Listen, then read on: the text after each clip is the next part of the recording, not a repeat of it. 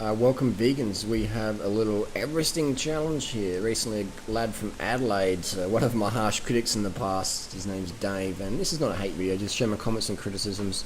He did a pretty good effort. He tried to do 5 Everests around the world in a few weeks. He didn't succeed, he sort of failed on the first one. You can see here he did 8,521, so he was just too fatigued to do the extra 300 meters and click it over to the 8848, which is the height of Mount Everest, which is the official rule that to do the Mount Everest, you have to actually go to the top of Mount Everest. You have to do the 8848. But Dave claimed he didn't start his Garmin or whatever, or I don't know what sort of shenanigans he claimed, but I smell bullshit. He's given me a lot of grief on the net in the past, so it's only fair I give a bit of comments and criticisms.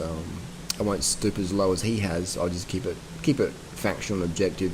So he tried to do 5. He did fail. He failed on the first one. He did do 3 other full Everests. He took them pretty much around the 24-hour mark, so he did get a fair bit of sleep, which is again it's sort of against the rules. I mean, if you have to have a power nap for safety reasons for a couple of minutes, fair enough, but to have 6 or 7 or 10 hours break during an Everest is a bit, I don't know. I mean, I would say do more training and respect the distance so that you don't need to have 6 to 8 hours of break off the bike. Dave went to do the last Everesting and he claimed that, I think he gave up after 1 lap or something. He said that it was just too sandy. But a couple of guys wrote to me, my fans in Hawaii, and they said they'd done the climb a week or 2 weeks before Dave did it, and they said it's totally fine, it's no worries. And the photo he took was a little bit misleading. So, I mean, if Dave was serious about doing the Everest, he would have done the homework.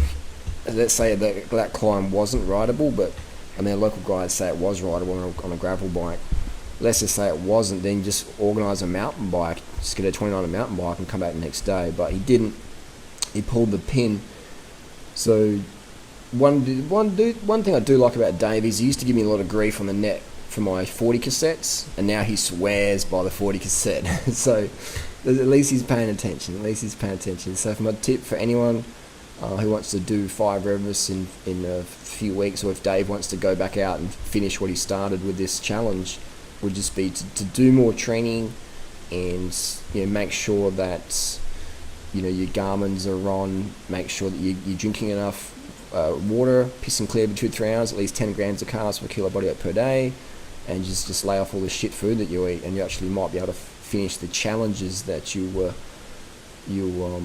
set off to do. But it's his money.